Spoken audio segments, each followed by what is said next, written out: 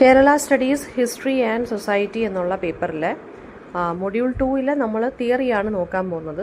കുറച്ച് ടേംസ് ആണ് കൊടുത്തിരിക്കുന്നത്. Colonisation, trade in Kerala, European hegemony, post independence land reforms, Kerala model development, Dalit and indigenous movements, land struggles, migrant labourers in Kerala. അപ്പോൾ നമുക്ക് ഓരോ terms ആയിട്ട് നോക്കാം. ഫസ്റ്റ് വൺ കോളനൈസേഷൻ ആണ്. അപ്പോൾ കോളനൈസേഷൻ കേരളത്തിലെന്ന് പറയുമ്പോൾ കൊളോണിയൽ പവേഴ്സ് കേരള എൻകൗണ്ടർ ചെയ്തിരുന്നതെന്ന് പറയുന്നത് പോർച്ചുഗീസുകാർ 1498 കാലിക്കറ്റ്, അതായത് കോഴിക്കോട് വന്നിറങ്ങിയപ്പോഴാണ്. അത് വാസ്കോഡഗാമയുടെ കീഴിലായിരുന്നു ഈ പോർച്ചുഗീസുകാർ വന്നിറങ്ങിയത്. പോർച്ചുഗീസുകാർ എയിം ചെയ്തതെന്ന് വെച്ച് കഴിഞ്ഞാൽ സ്പൈസ് ട്രേഡ് ഡോമിനേറ്റ് ചെയ്യാൻ വേണ്ടിയാണ്, എസ്പെഷ്യലി ബ്ലാക്ക് പെപ്പർ. അപ്പോൾ അതുകൊണ്ട് അവർ പോർച്ചുഗീസുകാർ കുറേ ഫോർട്ടുകളും ഫാക്ടറികളും ഒക്കെ എന്ത് ചെയ്തു, എസ്റ്റാബ്ലിഷ് ചെയ്തു. ആൻഡ് ലോക്കൽ റൂളേഴ്സ്, ആ സമയത്ത് സാമൂതിരിമാർ, കോഴിക്കോട് റൂൾ ചെയ്തിരുന്ന സെമോറിൻസ് അല്ലെങ്കിൽ സാമൂതിരിമാരുമായിട്ട് ഇവർക്ക് എപ്പോഴും ക്ലാഷ് ആയിരുന്നു പോർച്ചുഗീസുകാർക്ക്.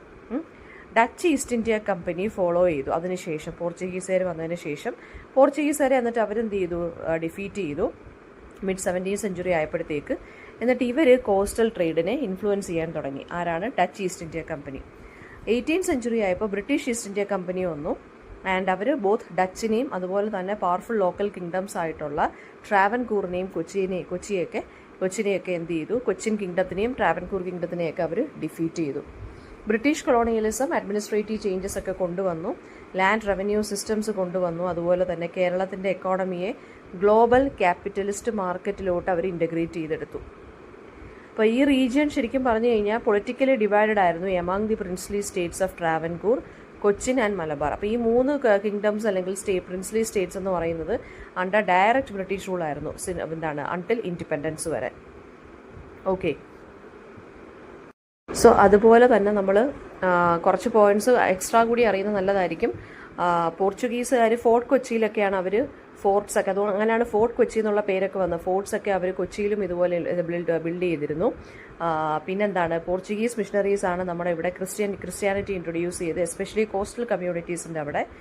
ആൻഡ് പിന്നെ വരുന്നതെന്ന് വെച്ച് കഴിഞ്ഞാൽ ഡച്ചുകാർ വന്നെന്ന് ഞാൻ നേരത്തെ പറഞ്ഞു. അവർ ട്രേഡിലും മിലിറ്ററി അലയൻസസുമായിട്ടായിരുന്നു അവർക്കൊരു ഇതെന്ന് പറയുന്നത്. ട്രേഡ് ഫോക്കസ് ചെയ്തു. എന്നിട്ട് അവർക്ക് ക്യൂൻ ഓഫ് ആറ്റിങ്ങലുമായിട്ട് മിലിറ്ററി അലയൻസസ് ഉണ്ടായിരുന്നു. അപ്പോൾ അതായത് ലോക്കൽ റൂളേഴ്സുമായിട്ട് മിലിറ്ററി അലയൻസസും കണക്ഷൻസും ഒക്കെ ഇവർക്കുണ്ടായിരുന്നു. പക്ഷേ എന്നിട്ട് പോലും അവരുടെ മിലിറ്ററി സ്ട്രെങ്ത് ഇത്രയായിട്ട് പോലും എന്ത് ചെയ്തു, അവർ ഡിക്ലൈൻഡ് ആയി പോയി 18th സെഞ്ചുറി ആയപ്പോഴത്തേക്കും. അതായത് ഫ്രഞ്ചുകാർ ഇവിടെ അപ്പിയർ ചെയ്തിരുന്നു. പക്ഷേ അവർക്ക് വലിയ സ്ട്രോങ് ആയിട്ടുള്ളൊരു ഫുഡ് ഹോൾഡ് കേരളത്തിൽ കിട്ടിയില്ല. അതിനുശേഷമാണ് ബ്രിട്ടീഷ് ഈസ്റ്റ് ഇന്ത്യ കമ്പനി വന്നത്. ഓക്കെ, ഇപ്പോൾ മലബാറൊക്കെ ശരിക്കും പറഞ്ഞു കഴിഞ്ഞാൽ ഡയറക്റ്റ് ബ്രിട്ടീഷ് കൺട്രോളിലായി. കാരണം ടിപ്പു സുൽത്താനെ അവർ 1792 ഡിഫീറ്റ് ചെയ്തു. അപ്പം ട്രാവൻകൂറും കൊച്ചിയൊക്കെ ഇവരുടെ ഡയറക്റ്റ് കൺട്രോളിലായിരുന്നു. അവർ തന്നെയായിരുന്നു എല്ലാ കാര്യങ്ങളും കൺട്രോൾ ചെയ്തുകൊണ്ടിരുന്നത്. പിന്നെന്താണ്, ടാക്സ് സിസ്റ്റം, കോർട്ട്, പോലീസ്, അതെല്ലാം അവർ തന്നെയാണ് ഇൻട്രൊഡ്യൂസ് ചെയ്ത്. ഇംഗ്ലീഷ് എഡ്യൂക്കേഷനും പ്രിൻറ്റിംഗ് പ്രസ്സും ഇതെല്ലാം ബ്രിട്ടീഷ് റൂളിൻ്റെ കീഴിലാണ് സ്പ്രെഡായത്. ഓക്കെ, അപ്പോൾ അവർ colonial economy transformed Kerala's agrarian structure, അതായത് ക്യാഷ് ക്രോപ്സും പ്ലാന്റേഷൻസും ഒക്കെ കൊണ്ടുവരാൻ തുടങ്ങി ഇവരുടെ റൂളിൽ. ലോക്കൽ ആർട്ടിസൻസും ഇൻഡസ്ട്രീസും എല്ലാം ബ്രിട്ടീഷ് ഗുഡ്സ് അവിടെ നിന്ന് ഇങ്ങോട്ട് ഇമ്പോർട്ട് ചെയ്തപ്പോഴത്തേക്കും ഈ ലോക്കലായിട്ടുള്ള ആളുകൾ, മെർച്ചൻസ്, ഇങ്ങനെയുള്ള ആളുകളൊക്കെ എന്ത് ചെയ്യാൻ തുടങ്ങി, സഫർ ചെയ്യാൻ തുടങ്ങി, ഇൻഡസ്ട്രീസും ഒക്കെ. പിന്നെ ഒരുപാട് സോഷ്യൽ റിഫോം മൂവ്മെൻറ്റ്സും കൊളോണിയൽ ടൈമിലാണ് വന്നത്. കാസ്റ്റ് ഒപ്രഷനെതിരെയും മിഷണറി എഡ്യൂക്കേഷനെതിരെയൊക്കെ ഒരുപാട് പ്രൊട്ടസ്റ്റുകൾ വന്നു. ആൻഡ് ഓൾസോ ഈ കേരളത്തിൻ്റെ കോസ്റ്റ് ലൈനും പിന്നെ സ്പൈസസുമാണ് കൊളോണിയൽ, അതായത് ബ്രിട്ടീഷുകാർക്ക് ഇൻട്രസ്റ്റഡ് ആവാനുള്ള മെയിൻ കാരണമെന്ന് പറയുന്നത്. അപ്പോൾ ഇത്രയാണ് ഫസ്റ്റ് ടോപ്പിക്കിനകത്ത് വരുന്നത്. നെക്സ്റ്റ് ട്രേഡ് ഇൻ കേരളയാണ്. ട്രേഡിംഗ് ഹബ്ബായിട്ട് കേരള എന്ന് പറയുന്നത് സിൻസ് ഏൻഷ്യൻ ടൈം ഓൺവേർഡ്സ് ഉള്ളതാണ്. ബിക്കോസ് നമുക്ക് കോസ്റ്റൽ ലൊക്കേഷനും സ്പൈസസും ഒക്കെ ഒരുപാടുണ്ടായിരുന്നു. ട്രേഡ് നമ്മൾ Egypt, Rome, Arabia, China, Mesopotamia ഇങ്ങനെയുള്ള സ്ഥലങ്ങളുമായിട്ടായിരുന്നു, അല്ലെങ്കിൽ രാജ്യങ്ങളുമായിട്ടൊക്കെ ആയിരുന്നു ഉണ്ടായിരുന്നത്. പിന്നെ മുസീരിസ് എന്നുള്ള പോർട്ടായിരുന്നു നമ്മുടെ ഇൻ്റർനാഷണൽ ട്രേഡിംഗ് സെൻറ്റർ അല്ലെങ്കിൽ ഹബ്ബ് എന്ന് പറയുന്നത്. ബ്ലാക്ക് പെപ്പറും കാർഡമോമും ജിഞ്ചറും ഒക്കെ നമ്മൾ ശരിക്കും പറഞ്ഞാൽ ഹൈലി പ്രൈസ്ഡ് ആയിട്ട് നമ്മൾ എക്സ്പോർട്ട് ചെയ്യുമായിരുന്നു ഫ്രം കേരള. അറബ് ട്രേഡേഴ്സ് പിന്നെ 8th സെഞ്ചുറി ആയപ്പോഴത്തേക്കും ഡോമിനേറ്റ് ചെയ്യാൻ വന്നു. ആൻഡ് അവരാണ് ഇസ്ലാം കേരളത്തിൽ സ്പ്രെഡ് ചെയ്തത്. ഈ ട്രേഡേഴ്സാണ് മാപ്പിള കമ്മ്യൂണിറ്റി ഇൻ മലബാറിൽ ഫോം ചെയ്തത്. ഇപ്പോൾ ട്രേഡ് ശരിക്കും പറഞ്ഞു കഴിഞ്ഞാൽ ഒരു മൺസൂൺ വിൻസിൻ്റെ ഇടയ്ക്ക് പോലും കണ്ടക്ട് ചെയ്തിരുന്നു നമ്മൾ. അപ്പോൾ കേരള ഒരു നാച്ചുറൽ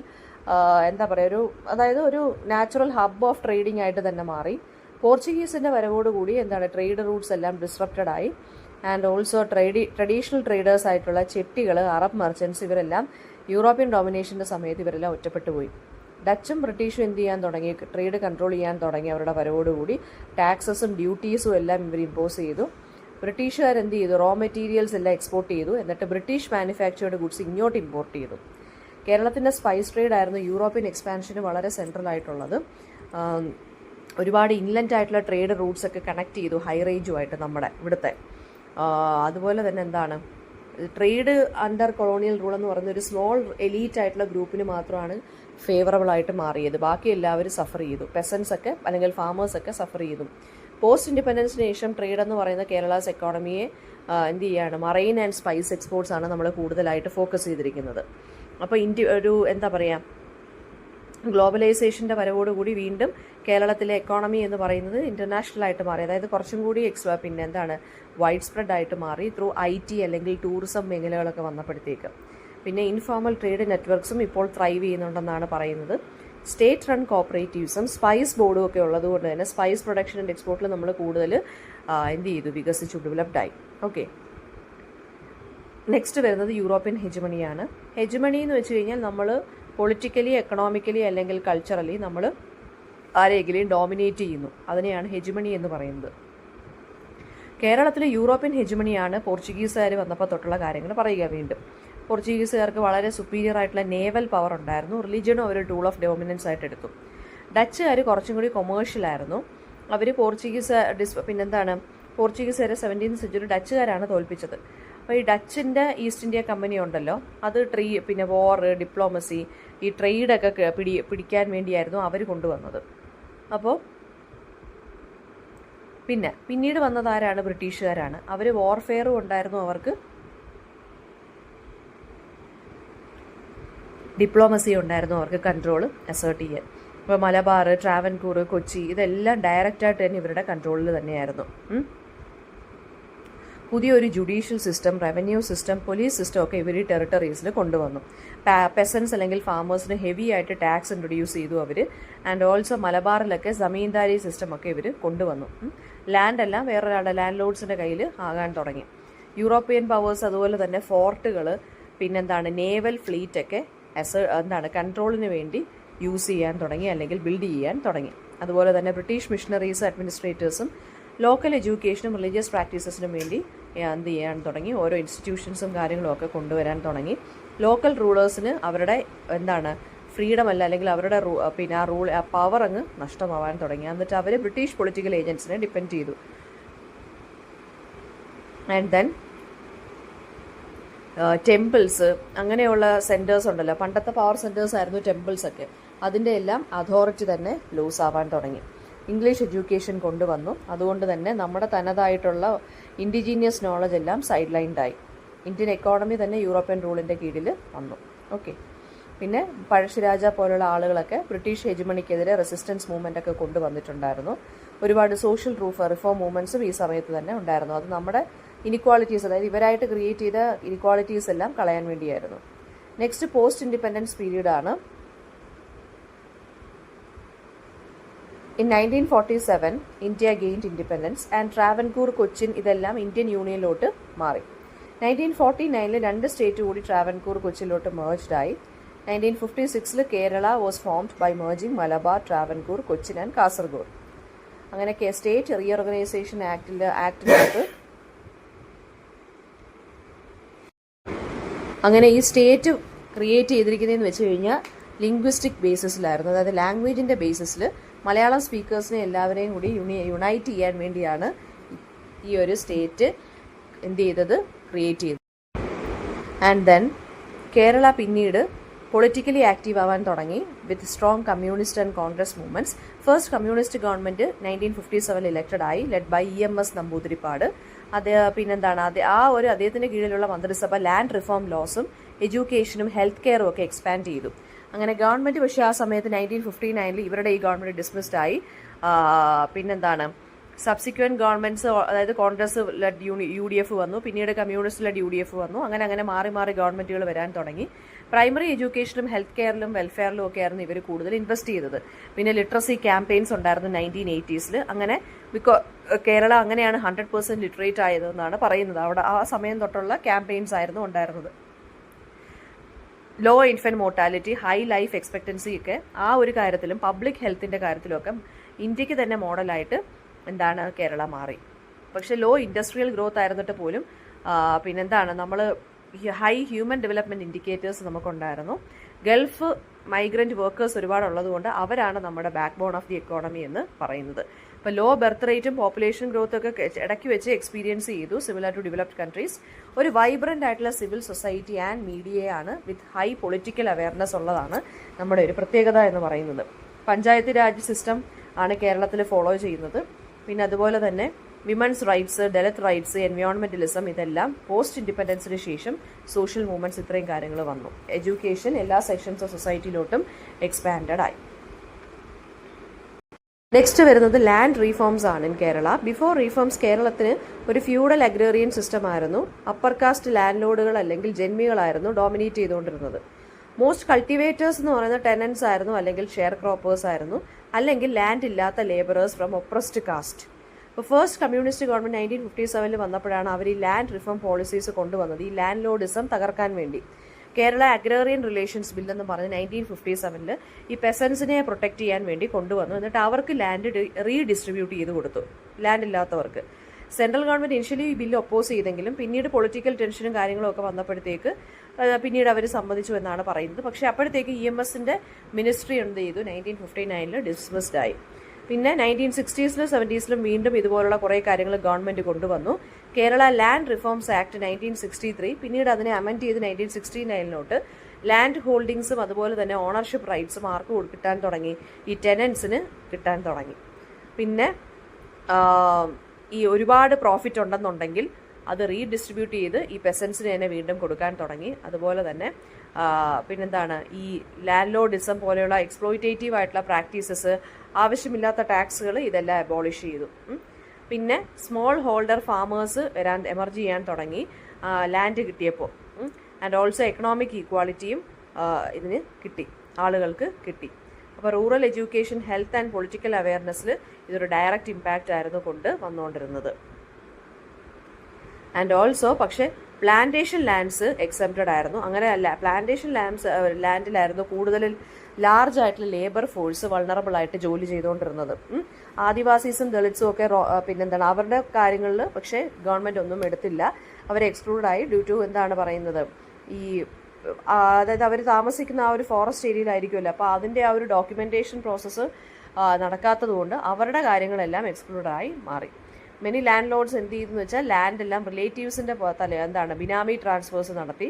റിലേറ്റീവ്സിൻ്റെ റിലേറ്റീവ്സിൻ്റെ പേരിൽ എഴുതി കൊടുത്താൽ ഇവരാണ് കൺട്രോൾ ചെയ്യുന്നത്. ട്രൈബൽ ഏരിയാസിലൊക്കെ ഫോറസ്റ്റ് ലോസ് കൊണ്ടുവന്നു. ആൻഡ് ആദിവാസീസിന് ലാൻഡ് റൈറ്റ്സ് ഡിനൈ ചെയ്യുന്നൊരവസ്ഥ വരെ വന്നു. പക്ഷേ എന്നാലും ലിമിറ്റേഷൻസ് ഉണ്ടെങ്കിലും കേരളയുടെ ലാൻഡ് റിഫോംസ് എന്ന് പറയുന്നത് മോസ്റ്റ് ഇഫക്റ്റീവാണ് ഇന്ത്യയിൽ തന്നെ. Next Kerala model of development ആണ്. കേരള മോഡൽ എന്ന് വെച്ച് കഴിഞ്ഞാൽ യുണീക്ക് പാത്ത് ഓഫ് ഡെവലപ്മെൻ്റ് ആണ്. ഹ്യൂമൻ ഡെവലപ്മെൻറ്റിന് ഇമ്പോർട്ടൻസ് കൊടുത്തു, അല്ലാതെ ഇൻകം ഗ്രോത്തിന് അല്ല. ഹൈ ലിറ്ററസി റേറ്റ് നമുക്കുണ്ടായിരുന്നു, ലോ ഇൻഫൻറ്റ് മോർട്ടാലിറ്റി റേറ്റ് ആയിരുന്നു, ഹൈ ലൈഫ് എക്സ്പെക്റ്റൻസി ആയിരുന്നു നമുക്കുണ്ടായിരുന്നത്. പക്ഷേ ഇൻഡസ്ട്രിയൽ ഗ്രോത്ത് നമുക്ക് വളരെ വീക്കാണ്. Universal education, public health, gender equality, social ജസ്റ്റിസിൻ്റെ കാര്യത്തിലൊക്കെ നമ്മൾ നല്ല രീതിയിൽ ഫോക്കസ് കൊടുത്തിരുന്നു. പിന്നെ ക്രിസ്ത്യൻ മിഷണറീസിൻ്റെ എഡ്യൂക്കേഷനും അതുപോലെ തന്നെ പ്രിൻസ്ലി സ്റ്റേറ്റ്സിൻ്റെ ആ ഒരു ഇതിലൂടെയൊക്കെയാണ് നമ്മൾ കൂടുതൽ ഈ മോഡൽ അച്ചീവ് ചെയ്തതെന്നാണ് പറയുന്നത്. സോഷ്യൽ റീഫോം മൂവ്മെൻറ്റ്സ്, ശ്രീനാരായണ ഗുരു, അയ്യങ്കാളി പോലുള്ളവരൊക്കെ കാസ്റ്റ് ഒപ്രഷനെതിരെയൊക്കെ ഫൈറ്റ് ചെയ്തു. ആൻഡ് ഓൾസോ കമ്മ്യൂണിസ്റ്റ് ഗവൺമെൻറ് എന്ത് ചെയ്തു, ലാൻഡ് റീഡിസ്ട്രിബ്യൂഷനും അനദർ വെൽഫെയർ പോളിസീസൊക്കെ കൊണ്ടുവന്നു. പിന്നെ സ്റ്റേറ്റ് പ്രൈമറി ഹെൽത്ത് സെൻ്ററിൽ ഒരുപാട് ഹെവിലി ആയിട്ട് ഇൻവെസ്റ്റ് ചെയ്തു. അതുകൊണ്ട് തന്നെ ഹൈ ഇമ്മ്യൂണൈസേഷനും ലോ ഡിസീസ് റേറ്റ്സുമാണ് നമുക്കുള്ളത്. പിന്നെ നമുക്ക് ഡീസെൻട്രലൈസ്ഡ് ആയിട്ടുള്ള ഗവൺമെൻറ്റാണ്, പഞ്ചായത്ത് രാജ് അങ്ങനെയുള്ള കാര്യങ്ങളൊക്കെ നമ്മൾ കൊണ്ടുവന്നു. മോസ്റ്റ് ആക്റ്റീവ് ആയിട്ടുള്ള സിവിൽ സൊസൈറ്റിയാണ് നമ്മുടേത്. മീഡിയയുടെ കാര്യത്തിലും പൊളിറ്റിക്കൽ പാർട്ടിസിപ്പേഷൻ്റെ കാര്യത്തിലും ഒക്കെ നമ്മൾ ഹൈ ലെവൽ തന്നെയാണ്. പിന്നെ women empowerment higher than the national average ആണ്, എഡ്യൂക്കേഷനിലാണെങ്കിലും ഹെൽത്ത് സെക്ടേഴ്സിലാണെങ്കിലും. പബ്ലിക് ഡിസ്ട്രിബ്യൂഷൻ സിസ്റ്റം അതുപോലെ തന്നെ വെൽഫെയർ പെൻഷൻസ് നമുക്കുണ്ട്. പിന്നെ ഗൾഫ് കൺട്രീസിനെ കൂടുതലായിട്ടും എക്കണോമിക്കലി ഡിപ്പെൻഡ് ചെയ്യുക എന്നുള്ളതാണ് നമ്മുടെ ഒരു പോരായ്മ എന്നാണ് ക്രിറ്റിക്സ് പോയിന്റ് ഔട്ട് ചെയ്യുന്നത്. പിന്നെ മേജർ ഇൻഡസ്ട്രീസ് ഇല്ലാത്തതുകൊണ്ട് അൺഎംപ്ലോയ്മെൻറ്റും മൈഗ്രേഷനും നമുക്ക് കൂടുതലാണ്, എസ്പെഷ്യലി എമോങ് എഡ്യൂക്കേറ്റഡ് യൂത്ത്. പിന്നെ അടുത്തതെന്ന് വെച്ച് കഴിഞ്ഞാൽ എഡ്യൂക്കേഷനിലൂടെ നമ്മൾ ഒരുപാട് പ്രൊഫഷണൽസിലേക്ക് ക്രിയേറ്റ് ചെയ്തു. അവർ ഗ്ലോബൽ മാർക്കറ്റിലേക്ക് ഒരുപാട് കോൺട്രിബ്യൂഷൻസ് നൽകി. ഹെൽത്ത് കെയർ സിസ്റ്റം എന്ന് പറയുന്നത് COVID-19 നിപ്പ വൈറസ് ഒക്കെ വന്നപ്പോഴത്തേക്കും കുറച്ചും കൂടി റെസ്പോൺസീവായിട്ട് മാറി. ആൻഡ് ഓൾസോ വളരെ ഇൻക്ലൂസീവായിട്ടും പാർട്ടിസിപ്പേറ്ററി ഗവർണൻസുമാണ് നമ്മുടേത് ആയിട്ടുള്ളത്. നെക്സ്റ്റ് ദളിത് ആൻഡ് ഇൻഡിജീനിയസ് അല്ലെങ്കിൽ ആദിവാസി മൂവ്മെന്റ്സ് ആൻഡ് ലാൻഡ് സ്ട്രഗിൾസ് ആണ്. ദളിത് ആൻഡ് ആദിവാസീസ് എന്ന് പറഞ്ഞാൽ അവർ ഹിസ്റ്റോറിക്കലി അവർ പണ്ടുകാലം തൊട്ടേ സോഷ്യൽ എക്സ്ക്ലൂഷനും ലാൻഡ് ലെസ്നെസ്സും, അതായത് ഭൂമി ഇല്ലാത്തതും എക്സ്പ്ലോയിറ്റേഷനും ഒക്കെ ഫേസ് ചെയ്ത ആളുകളാണ്. അവർക്ക് ലാൻഡും ടെമ്പിൾസും എഡ്യൂക്കേഷനും പബ്ലിക് റോഡ് പോലും അവർക്ക് ആക്സസ് ഇല്ലായിരുന്നു. അയ്യങ്കാളിയും പൊയ്കയിൽ അപ്പച്ചനുമാണ് ദളിത് എംപവർമെന്റ് മൂവ്മെന്റ്സിന്റെ ഏർലി ലീഡേഴ്സ് എന്ന് പറയുന്നത്. അയ്യങ്കാളി ഇവർക്ക് വേണ്ടി സ്കൂൾ തന്നെ ഉണ്ടാക്കിയിട്ടുണ്ട്. പബ്ലിക് റോഡ്സും സ്കൂൾസും എല്ലാം ഇവർക്ക് ആക്സസ് ആയിട്ട് കൊടുക്കുകയും ചെയ്തു. പിന്നെ ടെമ്പിൾ എൻട്രി പ്രൊക്ലമേഷൻ, അതായത് ഇൻ ട്രാവൻകൂറിൽ അത് ഒരു കാസ്റ്റ് ഈക്വാളിറ്റിക്ക് വേണ്ടിയുള്ള ലാൻഡ്മാർക്ക് സ്റ്റെപ്പായിരുന്നു 1936. പക്ഷേ ലാൻഡ് റിഫോം ആക്ട് കൊണ്ടുവന്നപ്പോൾ ദളിത്സിനും ആദിവാസീസിനും ഒരു ബെനിഫിറ്റും കിട്ടിയില്ല. Adivasis especially in Wayanad, Idukki and അട്ടപ്പാടിയിലുള്ളവർക്ക് ലാൻഡ്ലെസ് ആയിട്ട് മാർജിനലൈസ്ഡ് ആയിട്ട് തന്നെ അവർ നിന്നു. പിന്നെ ആദിവാസി ഗോത്ര മഹാസഭ CK ജാനു കൊണ്ടുവന്നു. അത് 1990s അവരുടെ ലാൻഡ് റൈറ്റ്സിന് വേണ്ടി. പിന്നെ അടുത്തതെന്ന് വെച്ചാൽ കുടിൽ കെട്ടി സമരം ഉണ്ടായിരുന്നു, ഹട്ട് ബിൽഡിംഗ് പ്രൊട്ടസ്റ്റ് സെക്രട്ടേറിയറ്റിന് മുമ്പിൽ 2001. അത് ഈ ആദിവാസികൾക്ക് വീടില്ലാത്തതിൻ്റെ കാര്യങ്ങൾ പറഞ്ഞിട്ടായിരുന്നു ഇത് ചെയ്തത്. ആ സമയത്ത് പോലീസുകാർ ഫയർ ചെയ്തു. ഒരുപാട് മരണങ്ങളും വൈഡ് സ്പ്രെഡ് ഔട്ട്റീച്ചും ഉണ്ടായി. ഈ മൂവ്മെന്റ്സ് ഫോറസ്റ്റ് ലോസിനെയും ബ്യൂറോക്രസിയും ഒക്കെ എക്സ്പോസ് ചെയ്തൊരു കാര്യമാണ്. അതായത് ട്രൈബൽസിന് ലാൻഡ് റൈറ്റ്സ് കൊടുക്കാതിരിക്കുക. Dalits also participated in Ambedkarite movements. അംബേദ്കറിന്റെ മൂവ്മെന്റിൽ ദളിത്സ് പാർട്ടിസിപ്പേറ്റ് ചെയ്തു. ആൻഡ് അവരുടെ ഓർഗനൈസേഷൻസ്, ദളിത് പാന്തേഴ്സ് എന്ന് പറഞ്ഞൊരു ഓർഗനൈസേഷൻസ് ഉണ്ട് ഇവരുടെ റൈറ്റ്സ് പ്രൊട്ടക്ട് ചെയ്യാൻ. Land redistribution, housing, education, political റെപ്രസെൻറ്റേഷന് വേണ്ടിയാണ് ഇവർ ഫൈറ്റ് ചെയ്തത്. പിന്നെ സ്റ്റേറ്റിൻ്റെ ലെഫ്റ്റ് മൂവ്മെൻറ്റ്സ് അവർ ദളിത് കോസിനെ സപ്പോർട്ട് ചെയ്തു. പക്ഷേ പിന്നെന്താണ് ലാൻഡ് റൈറ്റ് എന്ന് പറയുന്നത് ദളിതർക്കും ആദിവാസികൾക്കും വളരെ ക്രിട്ടിക്കലായിട്ടുള്ളൊരു കാര്യം തന്നെയാണ്. എൻവയോൺമെൻറ്റൽ ലോസും എക്കോ ടൂറിസം പ്രോജക്ട്സും ഒക്കെ വന്നിട്ടുള്ളത് കൊണ്ട് ഈ ട്രൈബൽ കമ്മ്യൂണിറ്റീസിനും മാറി താമസിക്കേണ്ടി വന്നിട്ടുണ്ട് ഇവരുടെ യഥാർത്ഥ ലാൻഡുകളിൽ നിന്ന്. ഓക്കെ, അവരിപ്പോൾ ലീഗൽ ആക്ടിവിസവും ഒരുപാട് ഓർഗനൈസേഷൻസ് ഉണ്ട് അവർക്ക് വേണ്ടിയും ലീഗൽ ആക്ടിവിസവും മീഡിയയും ഒക്കെ അവരും യൂസ് ചെയ്ത് തുടങ്ങി. നെക്സ്റ്റ് മൈഗ്രൻ്റ് ലേബറേഴ്സ് ആണ്. കേരളത്തിലായിട്ടാണ് ഭയങ്കരമായിട്ടുള്ള large influx of migrant workers ഉള്ളത്. ബംഗാളിൽ നിന്ന്, ബീഹാർ, ആസാം, ഒഡീഷ ആൻഡ് ജാർഖണ്ഡിൽ നിന്നുണ്ട്. അവരെ ഗസ്റ്റ് വർക്കേഴ്സ് അല്ലെങ്കിൽ അതിഥി തൊഴിലാളികളെന്നാണ് നമ്മൾ മീഡിയയിലും അല്ലെങ്കിൽ അല്ലാതെയും വിളിക്കുന്നത്. മൈഗ്രൻ്റ് വർക്കേഴ്സ് കൺസ്ട്രക്ഷൻ ഫീൽഡിൽ, ഹോട്ടൽ ഫീൽഡിൽ, അഗ്രികൾച്ചർ, അതുപോലെ തന്നെ ഫിഷിംഗ് ആൻഡ് ഡൊമസ്റ്റിക് സർവീസസിലാണ് കൂടുതലായിട്ട് എംപ്ലോയ്ഡ് ആയിട്ടുള്ളത്. കേരളത്തിലെ ഹൈ ലിറ്ററസി റേറ്റും ഏജിംഗ് പോപ്പുലേഷനും ഒരു ലേബർ വാക്വം കൊണ്ടുവന്നിട്ടുണ്ട്, എസ്പെഷ്യലി മാനുവൽ ജോബ്സിലും. അപ്പോൾ മോസ്റ്റ് മൈഗ്രൻ്റ് വർക്കേഴ്സ് ഇൻഫോർമൽ സെക്ടറിലാണ് ജോലി ചെയ്യുന്നത്. പുവർ ജോബ് സെക്യൂരിറ്റിയാണ്, ലോ വേജസുമാണ്. ആൻഡ് ഓൾസോ ഓവർ ക്രൗഡഡ് ആയിട്ടുള്ള സിറ്റുവേഷൻസിലാണ് ഇവർ താമസിക്കുന്നത്. ക്ലീൻ വാട്ടറോ ടോയ്ലറ്റോ സേഫ്റ്റി ഒന്നും ഇല്ലാത്ത സിറ്റുവേഷൻസ്. മൈഗ്രൻ്റ് ചിൽഡ്രന് ലാംഗ്വേജ് ബാരിയേഴ്സും അതുപോലെ തന്നെ ലോക്കൽ സ്കൂളിലും ഹെൽത്ത് കെയറിലും ഒന്നും അവർക്ക് ആക്സസ് ഇല്ല. എക്സ്പ്ലോയിറ്റേഷനും ഉണ്ട്. ഇവരുടെ ഇടയിലുള്ള ഈ മിഡിൽമെൻ അല്ലെങ്കിൽ കോൺട്രാക്ടേഴ്സ് വഴി ഇവർക്ക് ലോ വേജസ് ആണ് കിട്ടുന്നത്. എന്നാലും ബെറ്റർ എംപ്ലോയർ സ്റ്റേറ്റ് ആണ് നമ്മുടെ കേരളം എന്ന് പറയുന്നത്. ഗവൺമെൻറ് ഇവർക്ക് വേണ്ടി ആവാസ് ഹെൽത്ത് ഇൻഷുറൻസ് കൊണ്ടുവന്നു മൈഗ്രൻ്റ് വർക്കേഴ്സ് 2016. പിന്നെ അതുപോലെ തന്നെ ഒരുപാട് NGOസും ലേബർ യൂണിയൻസും ഉണ്ട് ഇവർക്ക് വേണ്ടി ബെറ്റർ റൈറ്റ്സിന് വേണ്ടി. കേരളത്തിൻ്റെ എക്കോണമി ഇവരും കുറച്ചും കൂടി കോൺട്രിബ്യൂഷൻസ് നൽകിയിട്ടുണ്ട്. ആൻഡ് ഓൾസോ COVID-19 പാൻഡമിക് ഈ ഒരു മൈഗ്രൻസിൻ്റെ വൾണറബിലിറ്റി എക്സ്പോസ് ചെയ്തിട്ടുള്ളതാണ്, എസ്പെഷ്യലി ഡ്യൂറിങ് ലോക്ക്ഡൗൺസ്. സ്പെഷ്യൽ ട്രെയിൻസും ഫുഡ് ക്യാമ്പ്സും എല്ലാം ഓർഗനൈസ് ചെയ്ത് ഗവൺമെൻറ് ഇവർക്ക് കൊടുക്കാൻ വേണ്ടി. മൈഗ്രൻസ് എന്ന് പറയുന്നത് പക്ഷേ പോളിസി മേക്കിങ്ങിൻ്റെ കാര്യം വരുമ്പോൾ ഇവരുടെ കാര്യങ്ങളൊന്നും ആരും ശ്രദ്ധിക്കത്തില്ല ഗവൺമെൻറ്. അതായത് ഇവർക്ക് വേണ്ടി നിയമങ്ങളൊന്നും അങ്ങനെ അധികം ഉണ്ടാക്കിയിട്ടില്ല. പിന്നെന്താണ്, ലാംഗ്വേജ് ട്രെയിനിങ്ങും അവയർനെസ് ക്യാമ്പയിനും ഒക്കെ ഈ കമ്മ്യൂണിക്കേഷൻ ഗ്യാപ്പിന് വേണ്ടി നമ്മുടെ കേരള ഗവൺമെൻറ് ലോഞ്ച് ചെയ്തിട്ടുണ്ട്. ആൻഡ് ഓൾസോ മൈഗ്രൻ്റ് വർക്കേഴ്സിനെ നമ്മളിപ്പോൾ കേരളത്തിൻ്റെ എക്കണോമിക് ലാൻഡ്സ്കേപ്പിൽ നമ്മളൊരു എസെൻഷ്യൽ പാർട്ടായിട്ടാണ് കൺസിഡർ ചെയ്തിരിക്കുന്നത്.